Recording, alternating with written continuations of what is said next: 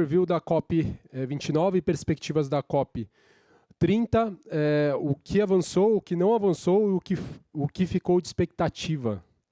E então eu convido aqui ao palco o Antônio Reis, sócio do Matos Filho Advogados. Convido também ao palco o Marcelo Paschini, diretor de sustentabilidade do Bradesco. E estão conosco online o Rodrigo Laurea, diretor de sustentabilidade da Vale, e Caroline Dini Prolo, sócia da Fama Recapital. E passo a palavra aqui ao Antônio para conduzir o painel. Obrigado.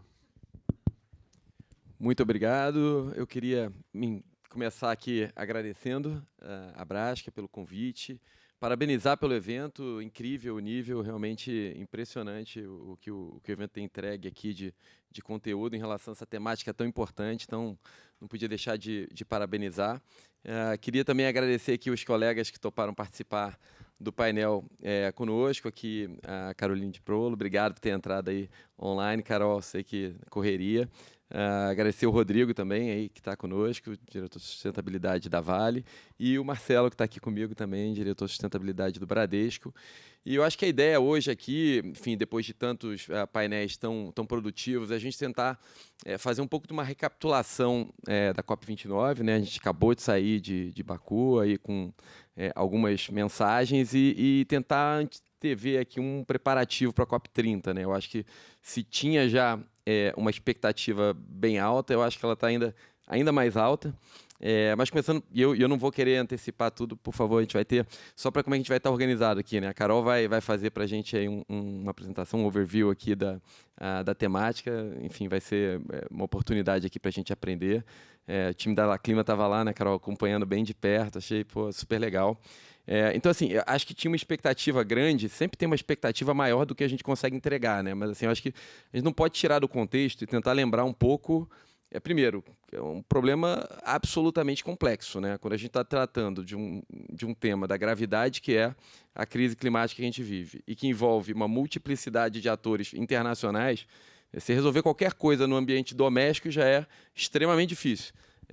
Por isso que eu costumo dizer, esse é o tema mais complexo da humanidade, você juntar todos esses países com interesses, realidades absolutamente distintas para lidar com um tema desse é absolutamente desafiador. Então, por isso, eu acho que, e aí Carol provavelmente vai tratar disso, a gente teve, sim, algumas frustrações, a gente tinha uma expectativa muito alta, tema do financiamento, enfim, tivemos alguns avanços também, né, Carol? Assim, mas acho que nunca exatamente na velocidade que nós gostaríamos, né? Porque eu acho que há um descasamento aí, infelizmente, entre a urgência e a velocidade com que a gente consegue avançar nessa pauta tão complexa. Isso eu acho que, como eu estava dizendo, só reforça a pressão e a expectativa em relação ao que vai acontecer no Brasil no ano que vem, né? Tá todo mundo discutindo logística, tudo, etc. Mas acho que o tema de fundo também tem uma pressão extremamente grande para que a gente consiga entregar alguma coisa concreta. Eu acho que o Brasil vem fazendo algumas coisas, né? Eu acho que a agenda já estava avançando, tanto é que a gente teve esses painéis todos aqui hoje pela manhã, início da tarde. Eu acho que a gente falou bastante aqui de disclosure, né? Eu acho que esses temas FRS, S1, S2, super importante, a agenda dos reguladores aqui, né, Banco Central, Conselho Monetário, a CVM aqui com esse papel fundamental de ser pioneira no mundo, né, e trazer para o Brasil essa temática. A gente estava falando agora aqui com o Marcelo de Seguradoras, a SUSEP, etc. Eu acho que o Brasil está avançando, né, já vinha avançando. E aí na COP também tivemos aí alguns anúncios aí que eu acho que também vão ser tratados aqui, importantes, NDC, uma série de coisas. E a gente vai tentar hoje cobrir um pouco do que aconteceu lá na COP29, o papel do Brasil, o que a gente conseguiu anunciar e o que dá para fazer na COP30. E eu vou aproveitar aqui a experiência dos colegas que estão conosco para a gente extrair um pouco qual vai ser o papel do Brasil nessa agenda. E queria também contar, por favor, aí com as perguntas, as contribuições de vocês. Vai ser super importante para a gente enriquecer esse debate. Então, acho que sem maiores delongas, vou passar aqui a palavra para a Carol, que vai introduzir o tema para a gente. Depois a gente vai fazer um bate-bola aqui com todo mundo. Carol, fica à vontade, por favor. Obrigada, Antônio.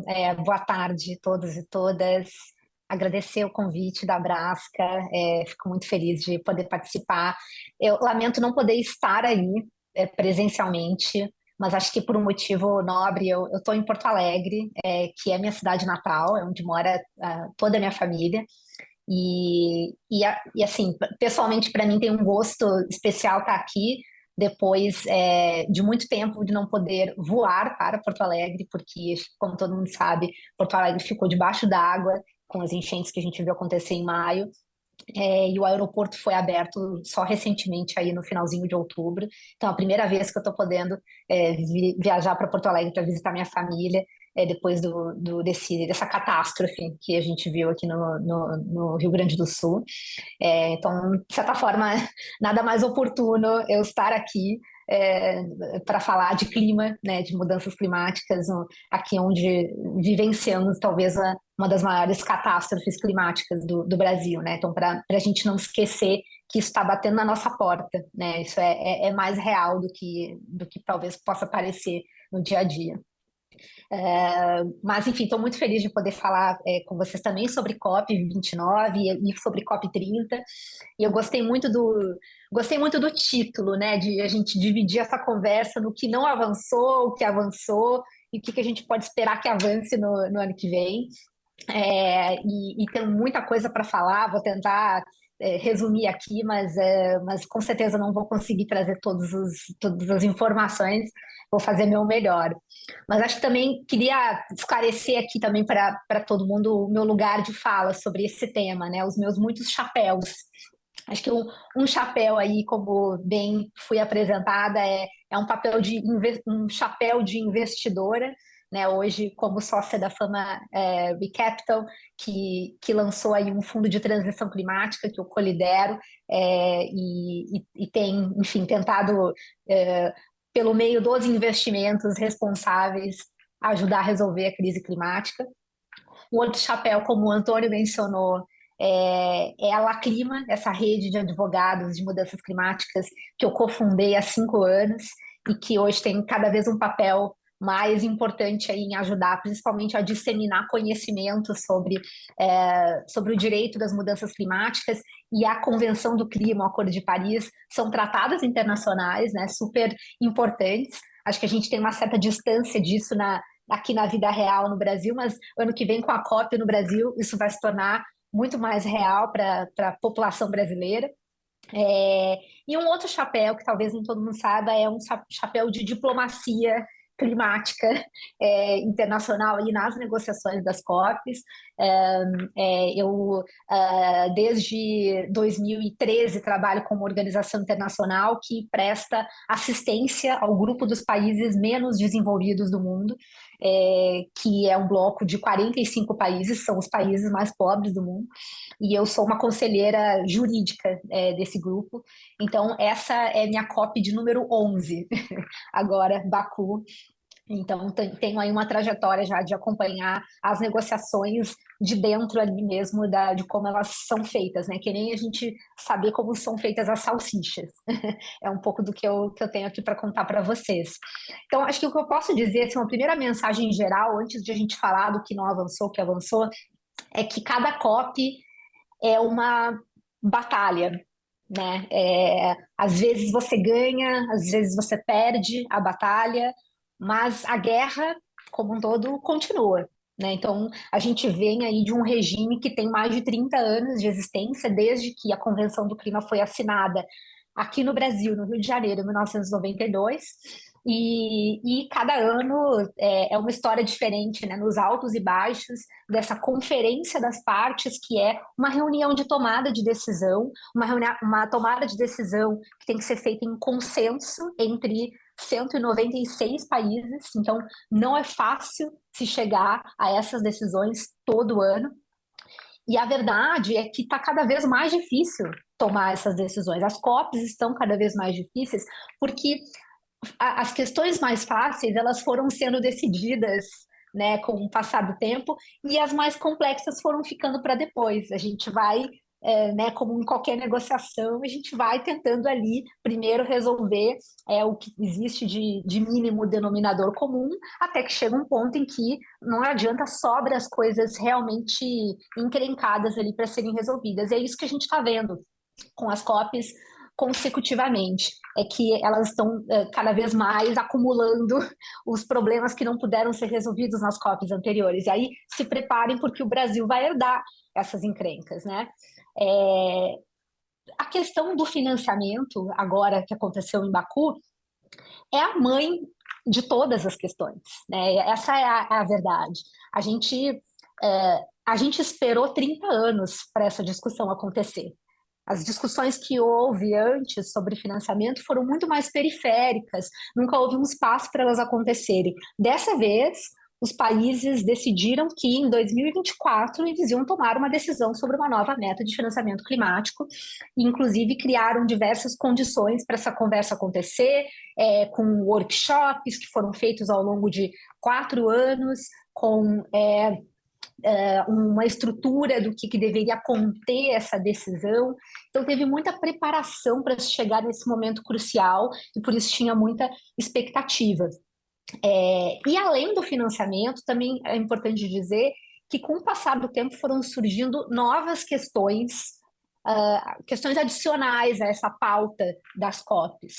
Por exemplo, a questão da transição justa. Se criou um programa de trabalho só para tratar de transição justa.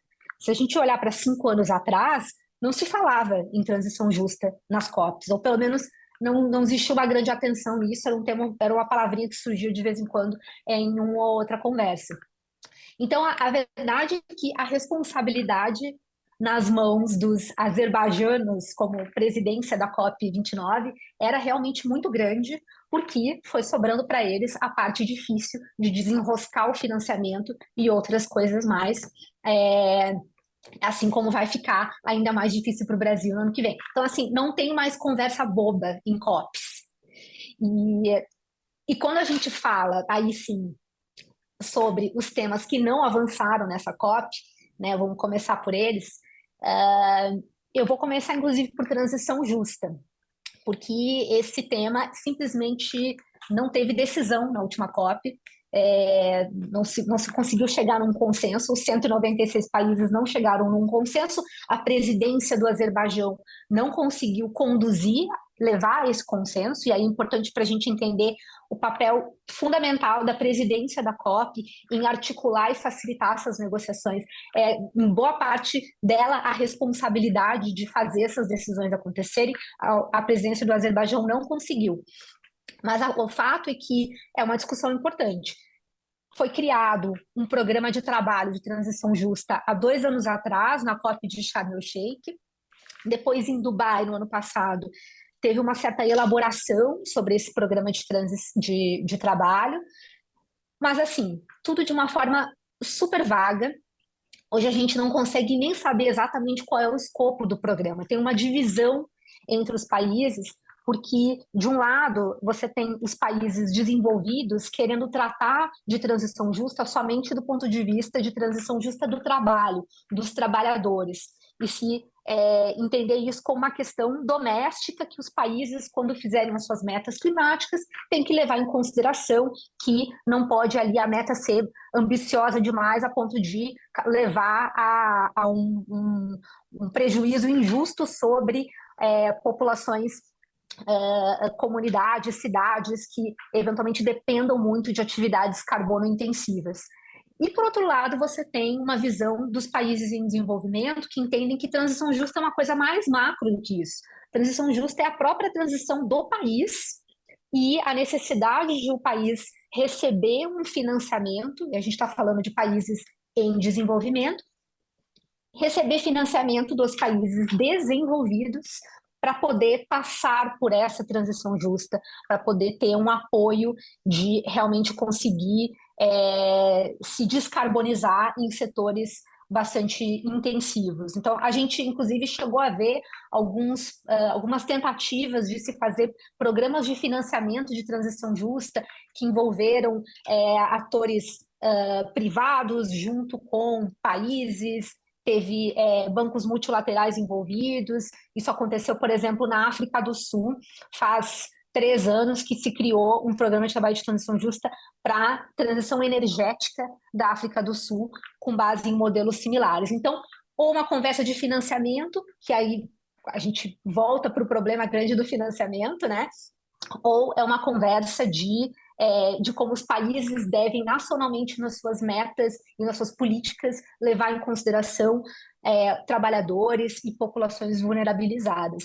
Então, no fim das contas, se criou um programa de trabalho que nunca foi delineado direito, foi só criado, está ali no papel, fez um ou outro diálogo, mas não teve uma maior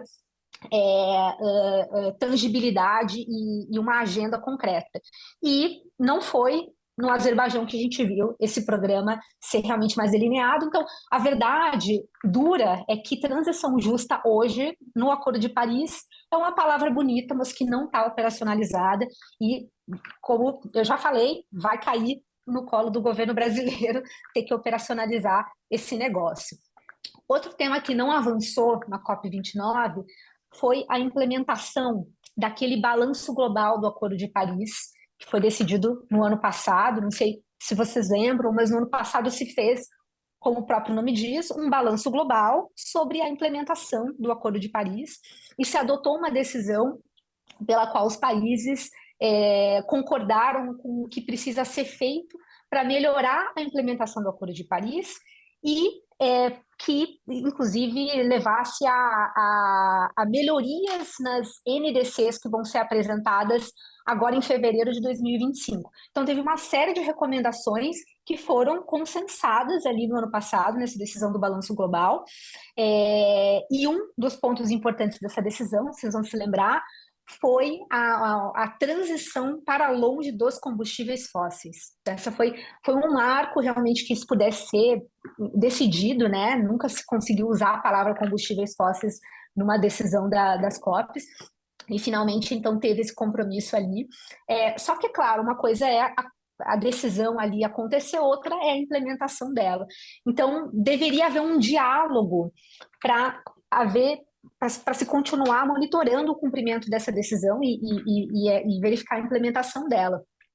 Mas, de novo, o problema do consenso, né? O diálogo e quais são as modalidades desse diálogo, como ele vai funcionar, o que vai se discutir, até onde esse diálogo vai poder chegar em efetivamente monitorar e cobrar todos os pontos dessa decisão do Balanço Global, não foi possível se decidir na COP29. E com isso a gente está aí em vias de já ter uma nova NDC apresentada no ano que vem, né? A maior parte dos países ainda tem que apresentar a sua. O Antônio disse que o Brasil já apresentou, já deu um spoiler aí, mas a verdade é que ainda tem muitas NDCs a serem apresentadas e a gente não tem hoje um processo para monitorar que essas NDCs realmente respeitem a decisão que foi adotada no ano passado e principalmente considerando esse aspecto da transição energética dos combustíveis fósseis. E, claro, a questão do financiamento climático, né?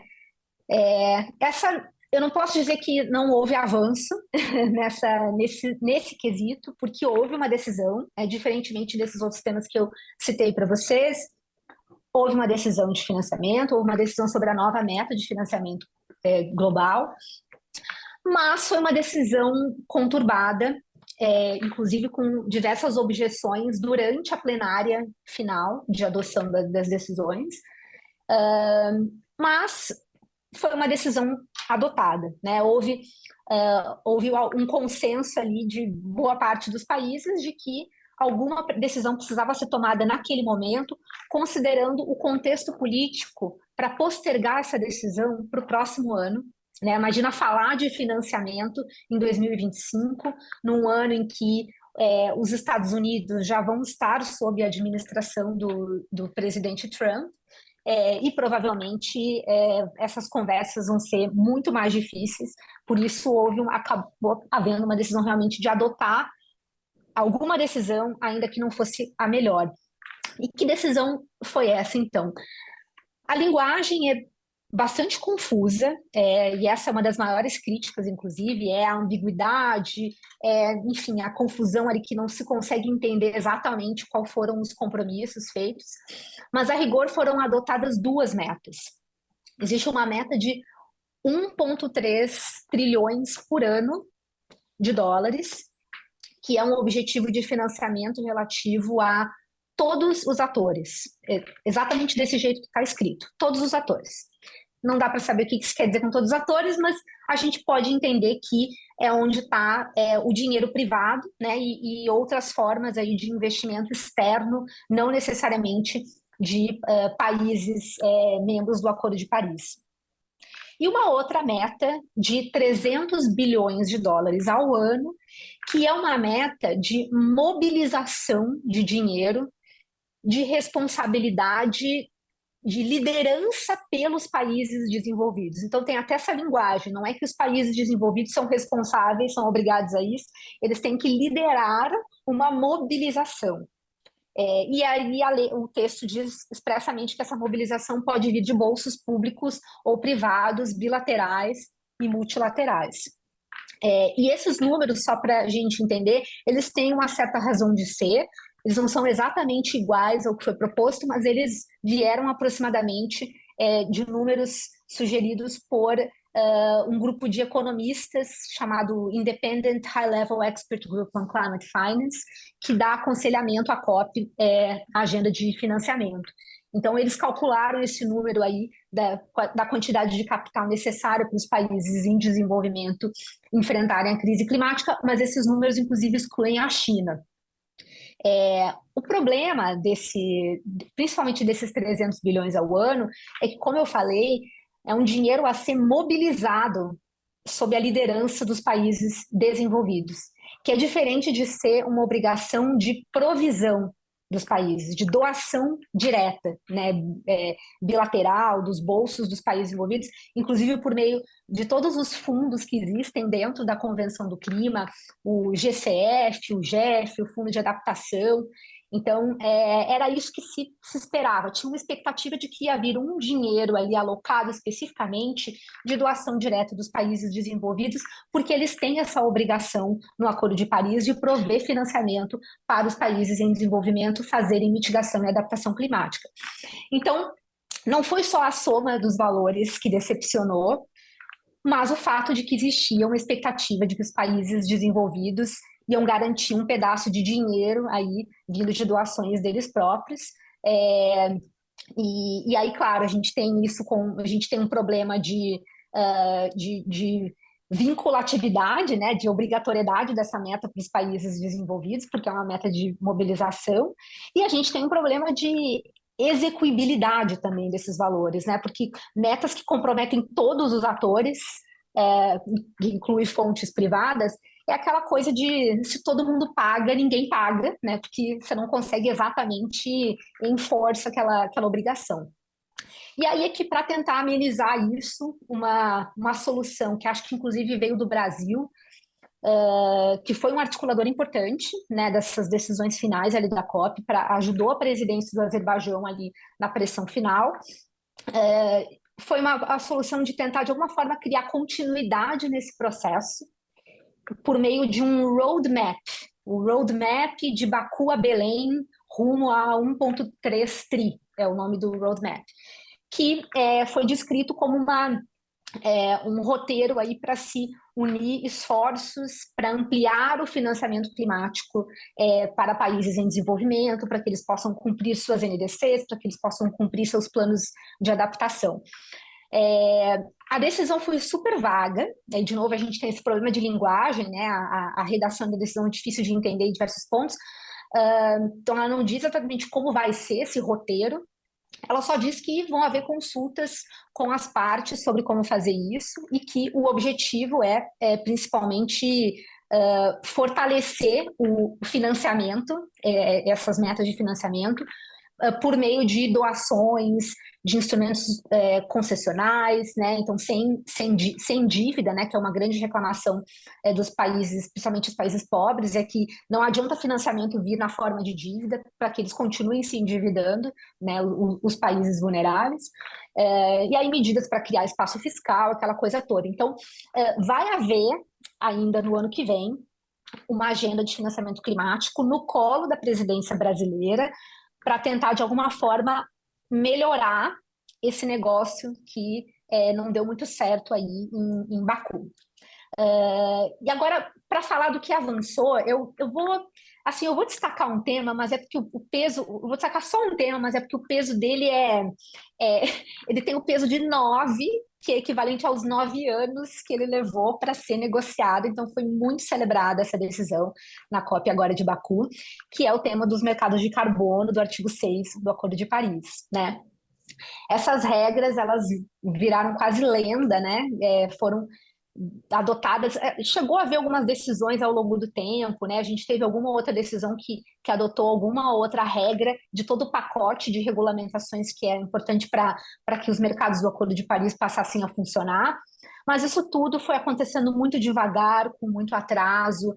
São questões muito técnicas também, né? Que realmente demandavam muito tempo para serem discutidas nas COPs. Às vezes uma COP inteira não dava para, 2 semanas de COP não dava para resolver. Ano passado não teve decisão sobre mercados de carbono, não sei se vocês se lembram, mas foi uma frustração enorme, porque simplesmente não se conseguiu chegar a um acordo e não se pôde adotar decisão nenhuma. E aí aqui a agenda foi empurrada para frente, para Baku, e em Baku a presidência da COP tinha uma pressão muito grande para, dessa vez, precisamos fazer dar certo os mercados de carbono que estão precisando de uma decisão depois desses 9 anos.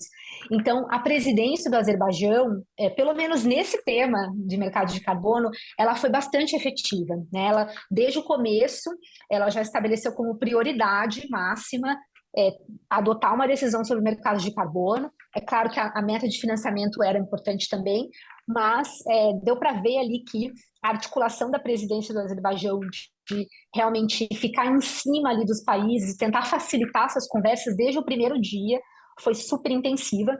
E aí o que isso resultou de fato em um pacote aí de regras finais adotadas para os mercados de carbono do artigo 6 e que, assim, obviamente não encerram todas as decisões que precisam ser tomadas, mas assim, as decisões fundamentais necessárias para esses mercados começarem a operar foram tomadas. Então, assim, não existe nada mais a ser adotado pelas partes nas próximas COPs que seja tão importante assim a ponto de impedir o avanço da implementação dos mercados.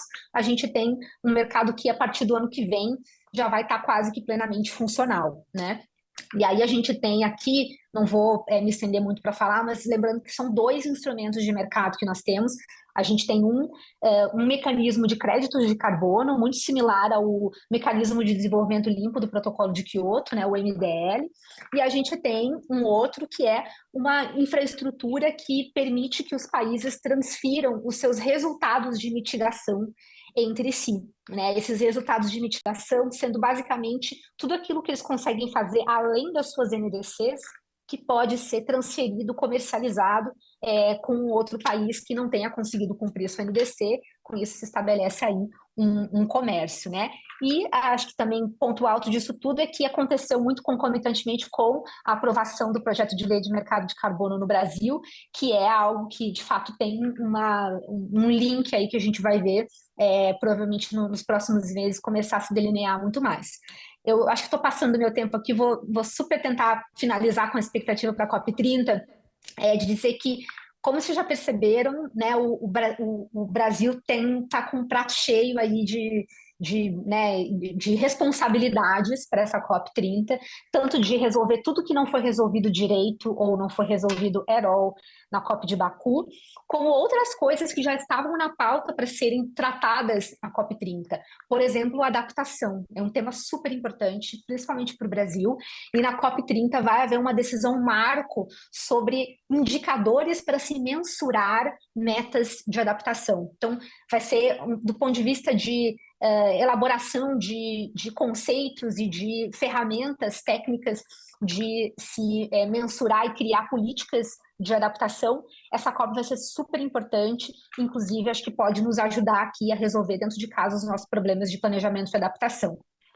E aí, claro, a gente tem todos esses outros problemas na agenda, a gente tem a questão da transição justa que eu mencionei, a gente tem a questão das NDCs, né? No ano que vem vai ser o prazo de apresentação das novas NDCs, que tem que ser mais ambiciosas, e a gente sabe que os países estão muito atrás aí da ambição que precisa ser apresentada para se poder realmente evitar chegar naquele nível de temperatura perigoso estabelecido pelo Acordo de Paris. E principalmente, acho que aí a chamada final aqui é que a gente precisa dar uma chacoalhada, né, nessa coisa toda do Acordo de Paris, da Convenção, da negociação do clima, das COPs, seja porque elas foram muito fragilizadas agora com essa última COP, que realmente foi vista como quase um fracasso, como a gente vem de uma série de COPs em países não democráticos, COPs que foram acusadas de terem sido cooptadas por interesses do petróleo.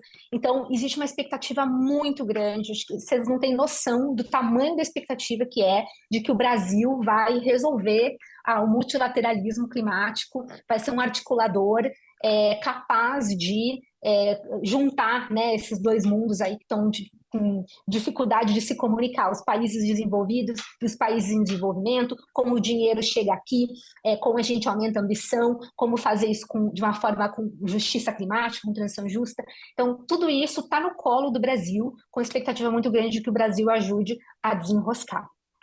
Essa é a minha mensagem.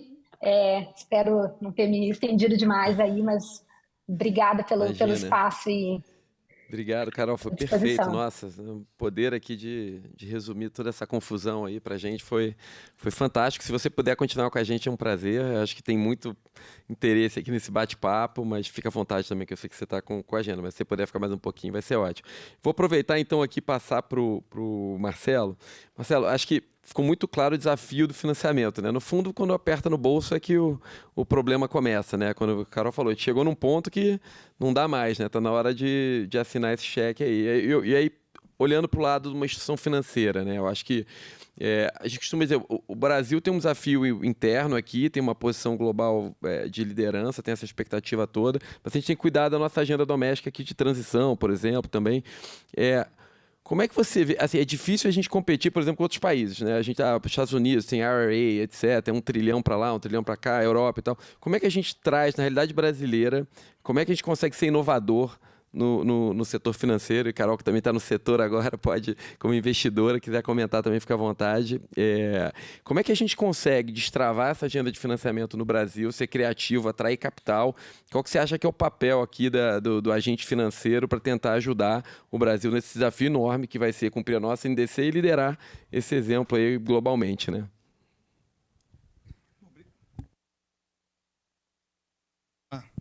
Obrigado pela pergunta. Boa tarde a todos. Parabéns pela apresentação. Sempre adoro ouvir você falar, Carol. Então, obrigado aí por todos os comentários. Acho que isso já, de certa forma, constrói uma boa parte do que a gente vai estar discutindo aqui, de fato, né? Quando a gente fala do financiamento climático, sem dúvida a gente tem que reconhecer que ele foi triplicado, né, em relação ao que a gente estava vindo para trás, mas é muito longe de ser próximo do que seria suficiente para fazer toda essa transição, ainda pensando em adaptação e tudo mais. Essa agenda toda de transição para uma economia de baixo carbono, que vai ter que ser encarada por todas as empresas, né? E à medida que a gente tem o mercado de carbono regulado aqui no Brasil, a gente espera que essa agenda toda de investimentos em transição e adaptação ela se acelere ainda mais, né? Ela ainda mais não, que ela se acelere, porque ela ainda está muito tímida aqui no Brasil. E, apesar dos incentivos todos, do IRA e da União Europeia, a gente ainda vê internacionalmente também os investimentos ainda no começo da aceleração, né? Mas esses investimentos eles devem realmente se acelerar de uma maneira bastante rápida. O que se espera é que até 2030 a gente esteja falando de algo da faixa de 10, 12 trilhões de dólares de investimentos por ano para que essa transição comece realmente a acontecer no ritmo que é necessário para a gente chegar em emissões zero até 2050, né? O que quer dizer que a gente deve ter investimentos aí da ordem de 150, 200 trilhões de dólares, trilhões com T, até, né, por um prazo de até uns 10 anos, para que a gente tenha uma transição que de fato aconteça no mundo inteiro. O Brasil parte de uma posição bastante privilegiada. A gente sabe que a gente tem uma matriz elétrica bastante renovável, né, 90%, 93%, depende do ano, quando você tem mais seca, isso pode cair abaixo de 90%, mas de qualquer forma, a gente parte de um ponto bastante privilegiado, mas com desafios bastante grandes para o futuro.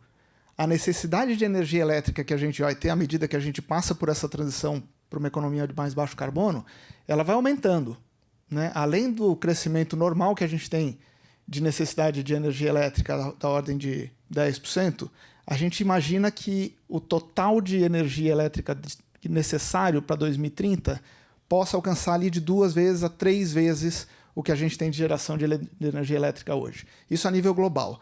O Brasil também deve seguir mais ou menos um ritmo parecido, porque no final, grande parte da transição que acontece no restante do mundo acaba tendo que acontecer aqui também. E não só do ponto de vista de matriz elétrica, mas também do ponto de vista de matriz energética. E do ponto de vista de matriz energética, aqui no Brasil a gente já tem uma utilização muito maior de óleo, porque para todo o transporte que a gente faz aqui no Brasil, a gente basicamente utiliza caminhões.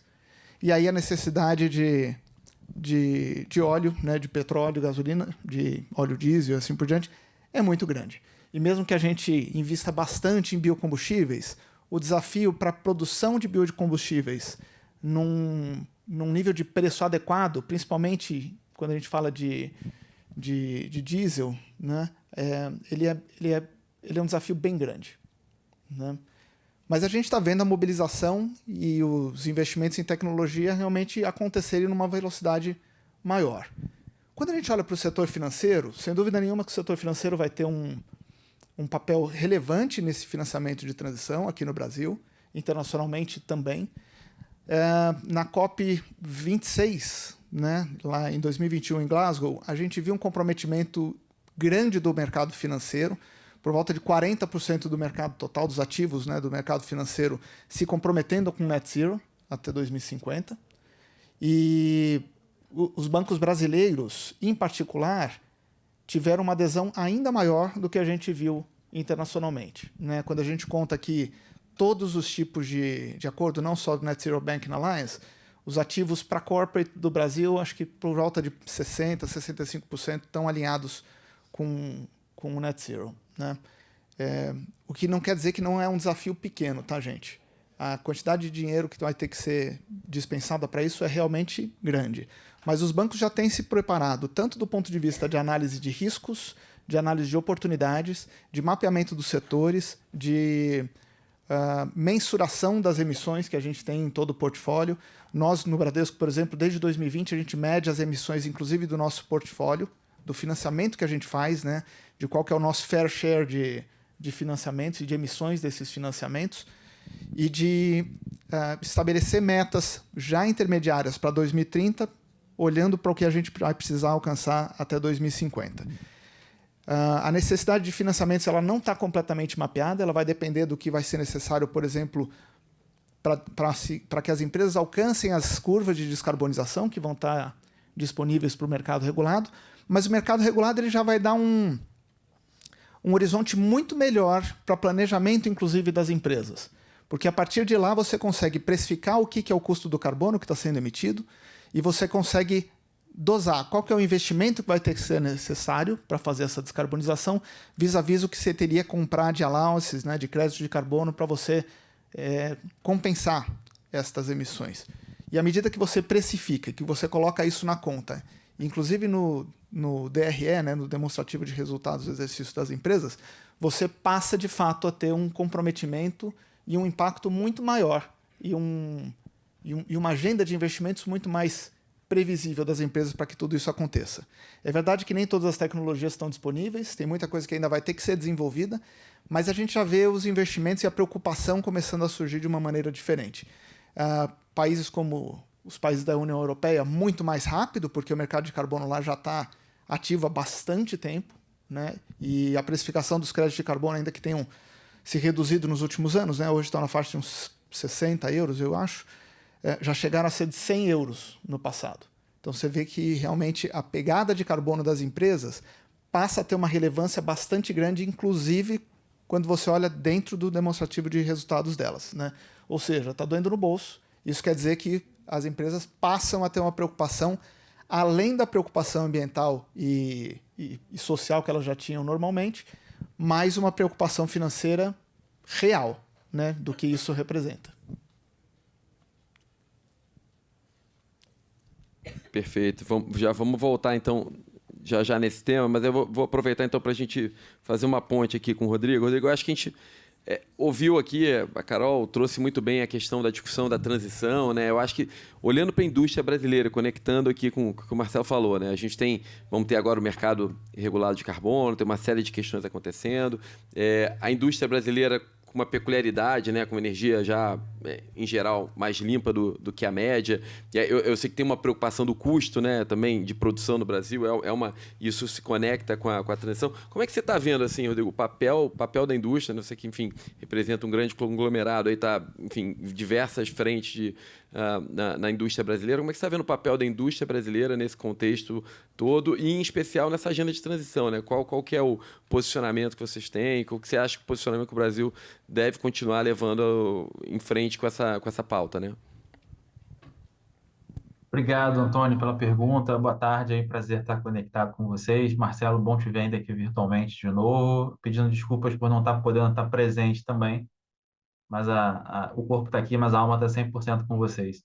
Eu acho que a Caroline foi bastante feliz em resumir 2 semanas em 20 minutos, e acho que tangenciou para a gente muitas dessas coisas. Eu acho que o que a gente deve chamar a atenção aqui, pensando em indústria brasileira, primeiro, eu acho que reconhecer, né, que a gente está muito bem posicionado para essa transição. E aí, eu acho que é importante sempre a gente sair daquele espaço de fala mais genérico e ser intencional na concretização. Eu vou usar um exemplo aqui do trabalho que a gente ajudou ao longo do ano na força-tarefa do B20 de transição energética, né? Sem entrar nos pormenores, o resultado dela trouxe 3 alavancas muito claras. E aí vem a questão da simplicidade sem ser simplista.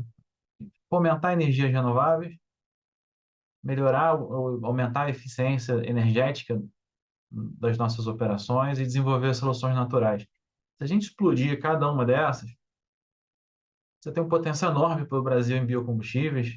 Olha a demanda que está dada para a SAF, por exemplo, né? Olha a demanda e a experiência que a gente já tem no desenvolvimento do etanol, nas suas N gerações, do biodiesel e por aí vai.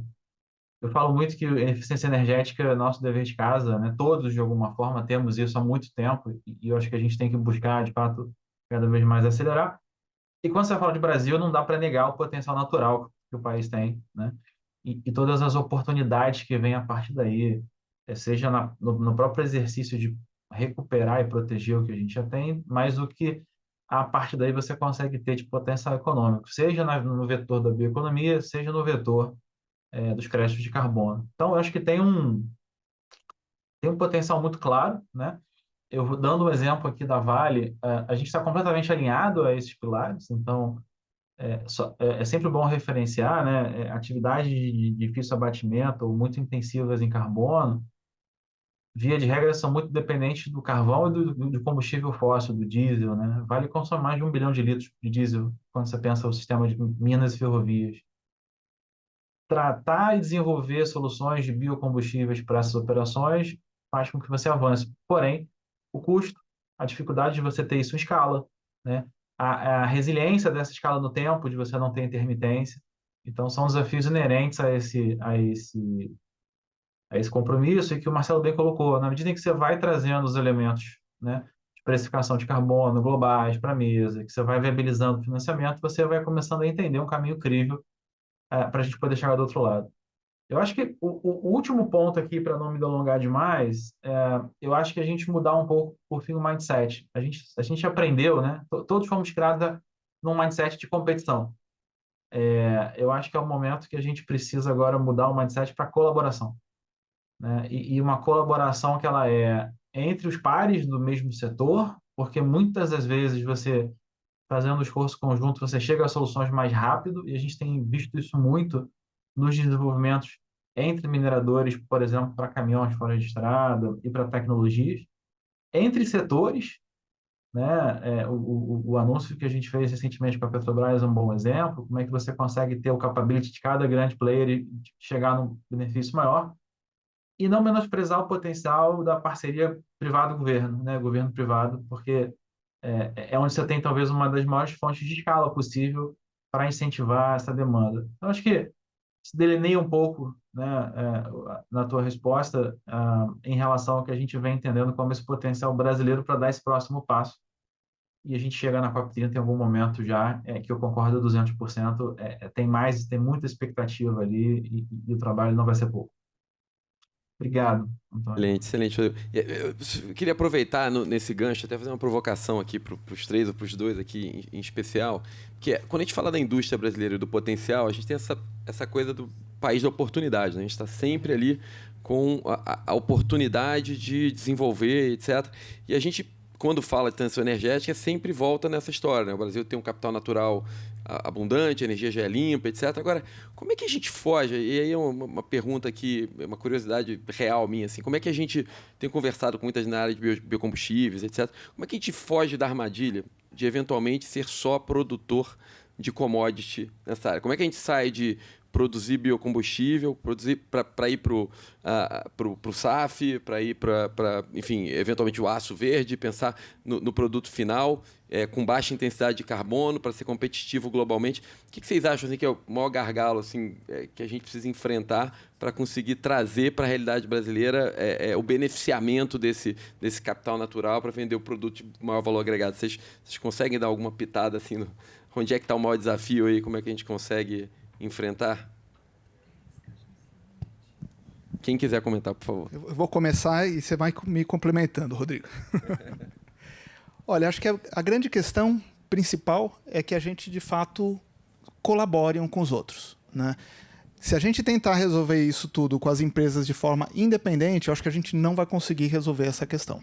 E não depende só do setor privado, depende também da atuação do setor público de uma maneira coordenada para que a gente consiga fazer tudo isso funcionar.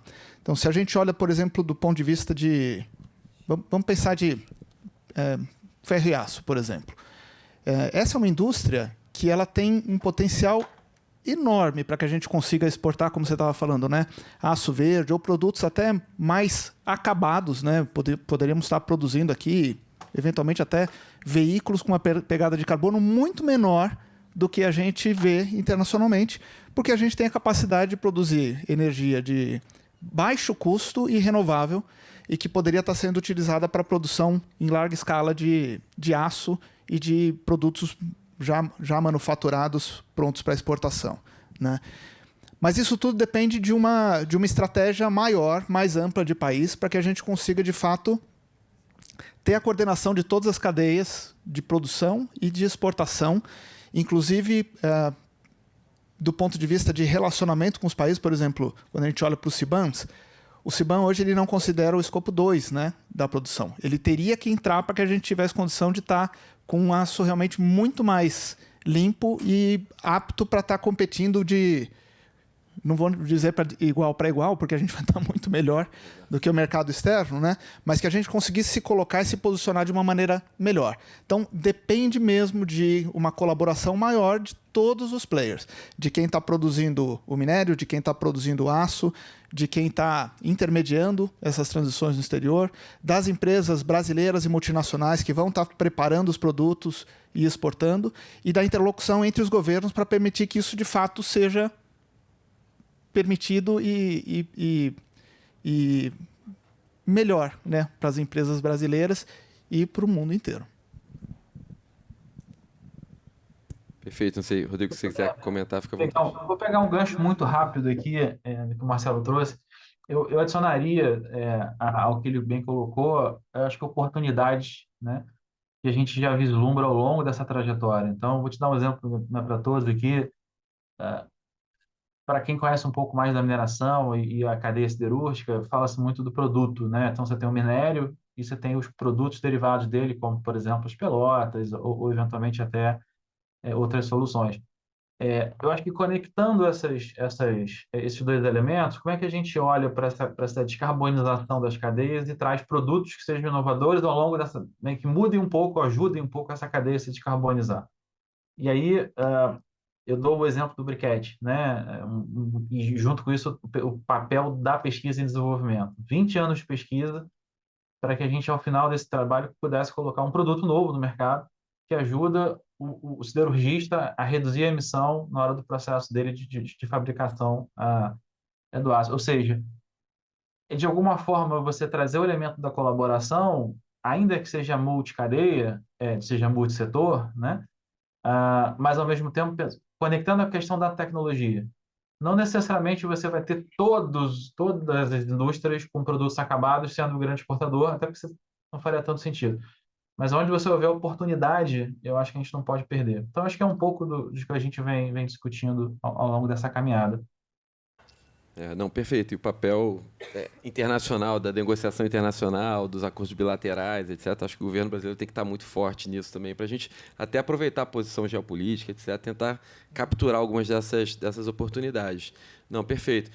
Carol, não sei se você topa aqui comentar, mas você falou do artigo 6º. Eu acho que tem um tema que está todo mundo falando, e eu não sei se você, enfim, já tem algum pensamento agora mais recente em relação a isso, que é exatamente pensar efetivamente, né, vai ter espaço para o mercado brasileiro produzir, seja 6.2, seja 6.4, exportar crédito, porque a gente vê uma dificuldade enorme de cumprimento das NDCs, né, dos países todos, né, como você muito bem colocou, praticamente ninguém cumpre NDC e a gente tem que tornar as NDCs mais críticas ainda, mais rigorosas e aí, ao mesmo tempo, a gente fica falando, mas o Brasil tem um potencial de exportar crédito de carbono, etc., uma receita muito grande. O Brasil soltou uma NDC, né, fala um pouco por alto disso e fala, eventualmente, até de antecipar receita. Então, não sei se você tem algum pensamento sobre isso, qual é a tua visão? Você acha que tem mesmo esse potencial? Você acha que o que a gente precisa fazer para explorar, porque de fato é algo que tem uma expectativa muito grande, né? A gente vai aproveitar muito esse mercado, será que vai? Como? Tem um caminho aí? Será que até a COP30 a gente precisa fazer alguma coisa? Fica à vontade aí para comentar, por favor. Perguntinha fácil, que você jogou a bomba. Pode só falar que é difícil, não tem problema. A gente sofre junto, não tem... Bom, assim, umas reflexões, eu não tenho resposta, assim, né? Mas o que eu penso é que o mercado de carbono, ele é para financiar atividades adicionais, que não aconteceriam em condições normais, né? Então, acho que meu entendimento também da NDC brasileira, como o Brasil propôs nesse sentido, é que a NDC é aquilo que o país se compromete a entregar de redução de emissão com política pública, aquilo que ele vai colocar ali e vai, de alguma forma, né, conseguir enforce e fiscalizar e garantir o resultado. E, claro, tem que ter uma gordura nisso, né, para ele realmente ter certeza de que não falhou na conta. Mas se isso tiver certo, então realmente aquilo que está em política pública, aquilo que está na lei, aquilo que tem com algum tipo de incentivo ou ali que está no radar do governo que consegue se atingir com aquelas ações ali que são incentivadas de alguma forma e controladas pelo governo, vai estar garantido ali. O que exceder isso é que poderia ser transacionado como item, né? Então, acho que quando a gente pensa atividades adicionais mesmo, né, tipo, o exercício que o governo tem que fazer para avaliar o que ele vai poder permitir que se venda como item, é aquilo que realmente são atividades que não aconteceram normalmente, são coisas adicionais, né? Então, acho que a gente consegue pensar em atividades que são adicionais à legislação, né? Você pensa olhando para atividades florestais, por exemplo, a gente sabe que, por exemplo, conservação florestal, para além da obrigação legal do Código Florestal, né, pelo menos até, né, pouco tempo atrás, eu sei que o PL do carbono deu uma mudada nisso, mas a rigor, né, o excedente de reserva legal vai além do que o governo consegue efetivamente controlar com as suas políticas que existem hoje.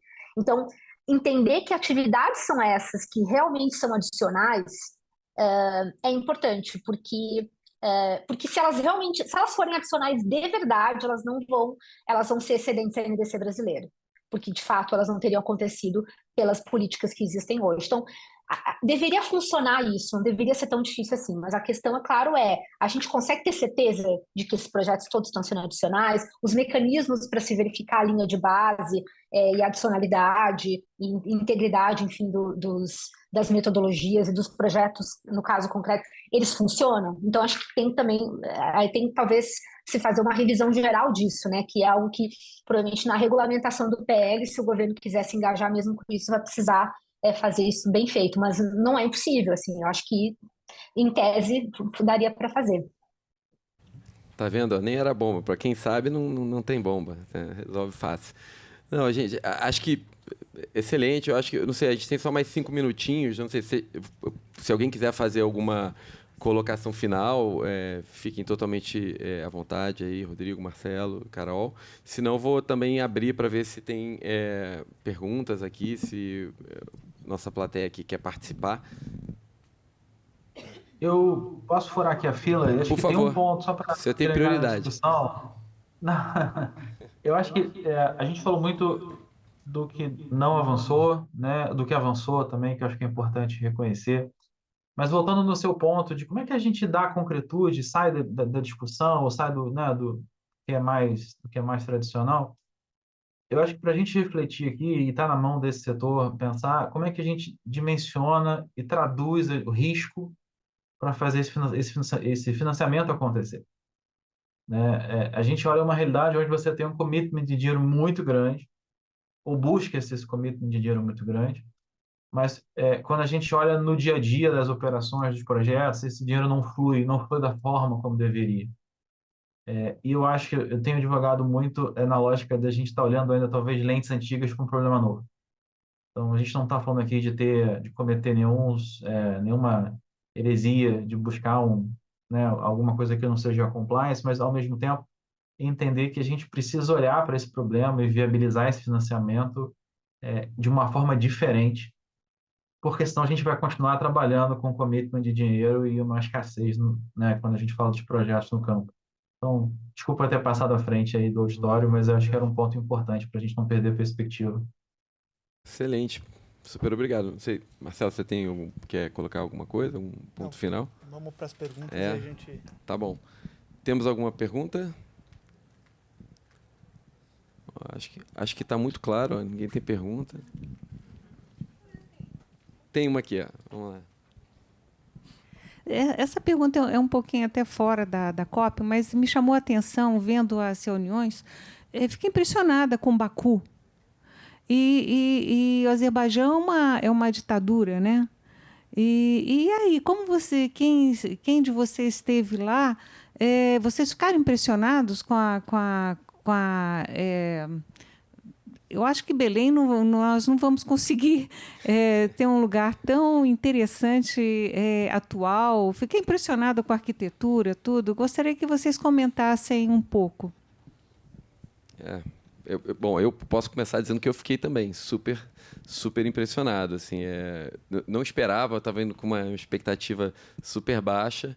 E acho que foi uma combinação que você tem lá na cidade histórica, com uma cidade moderna, com cultura, com tudo. Então, a despeito, né, dos regimes, etc., eu achei até uma cidade bem liberal, até dentro do possível. Assim, né, então, assim, fiquei super bem impressionado também. E, de fato, acho que todos temos aí preocupações sobre organização, mas eu acho que, enfim, estamos trabalhando aí para tentar fazer o melhor. Não sei quem esteve lá. Para mim, idem, bem impressionado com a cidade, a infraestrutura realmente estava muito bem preparada para isso. Eles já recebem alguns eventos grandes, né, como Fórmula 1 e outras coisas assim, que, no fundo, até justificam alguns hotéis que eles tinham de altíssimo nível por lá. E acho que estavam realmente bastante bem organizados, inclusive do ponto de vista de circulação pela cidade. Eles até colocaram, né, acho que tiraram as aulas, colocaram algumas coisas ali para permitir menos trânsito. Um feriadão, né? Aquele ponto facultativo, 15 dias. Agora, quando a gente pensa aqui em Belém, eu acho que a gente tem sim um desafio, mas acho que a gente consegue superar se a gente estiver trabalhando todo mundo junto. Acho que o comprometimento do governo em relação a Belém, né, fazer tudo lá mesmo, ter o evento funcionando. A gente tem visto uma mobilização bastante grande das empresas para conseguir ajudar, para a gente conseguir criar mais infraestrutura, para ter realmente uma recepção boa dentro da cidade, acho que a gente consegue chegar lá de uma maneira bastante boa. Não é um desafio pequeno, né? Mas é um desafio que a gente tem condições de encarar, e acho que receber um evento como esses aqui no Brasil, né, até como a Carol estava falando, né, vai ter uma mensagem muito forte em relação ao país, e muito maior até do ponto de vista de infraestrutura da cidade, né? Acho que a gente realmente tem uma oportunidade enorme de mostrar mais o que é a Amazônia, né? A Amazônia não é só o que a gente vê nas fotos bonitas, a gente tem um desafio grande, inclusive social, na região, e de enfrentar questões de adaptação, principalmente, que vão ter que ser realmente discutidas e muito bem embasadas, porque a gente vai passar por questões ambientais bastante sérias, né, e climáticas nos próximos anos. Em termos de organização também, nós temos um sucesso. Foi semana passada, né, a reunião da cúpula do G20. Pois é, a gente tem a gente já fez tantos eventos imensos, com todos os tipos de adversidade, a gente vai passar por essa muito bem. Mas a gente tem que se planejar. Vamos fazer bem, mas a gente vai ter que se planejar bem também. A gente tem mais uma pergunta.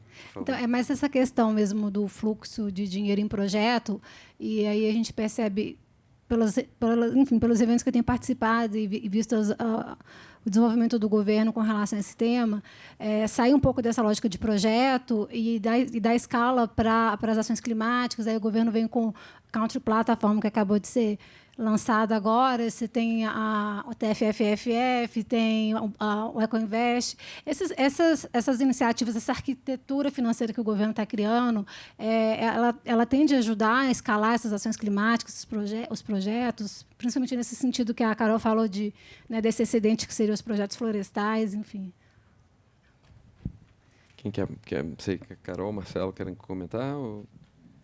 Para mim, eu vejo como positivo. Eu acho que todas essas iniciativas que acabam trazendo mais participantes do mercado para dentro da agenda, elas contribuem para que você dê mais movimento, né, em todas essas questões.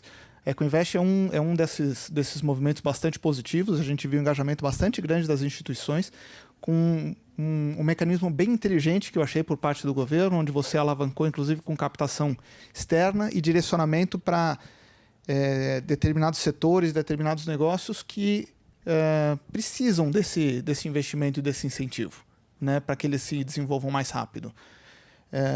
Acho que é isso. Essa provocação para que todos os players trabalhem juntos é muito positiva. E ver o governo bastante engajado nessa questão e os players privados também atentos e contribuindo, colaborando uns com os outros é fundamental para que realmente isso tudo aconteça. O problema de clima é de todo mundo. Não, e se a gente não consegue ter todo o recurso do mundo, a gente tem que ter pelo menos a arquitetura pronta. Então, acho que esse é um papel fundamental, a gente criar as condições para que pelo menos esse capital chegue, né? Mas se a gente não fizer o básico, né, se a gente não criar os instrumentos, se a gente não tiver a boa regulação, etc., é o mínimo que a gente não consegue fazer. Bom, infelizmente, estão me dizendo aqui que eu estou com o tempo encerrado. Eu vou ter que encerrar aqui. Gente, queria agradecer demais Carol, Rodrigo, Marcelo, a todos e todas que participaram aqui. Eu acho que foi uma discussão muito proveitosa, tema para muitas horas aqui, mas eu acho que o nosso papel é provocar, né, é debater e tentando avançar nessa agenda. Foi um prazer estar com vocês aqui e vamos seguir aí para o próximo painel. Obrigado, gente. Obrigado, pessoal. Obrigado, pessoal.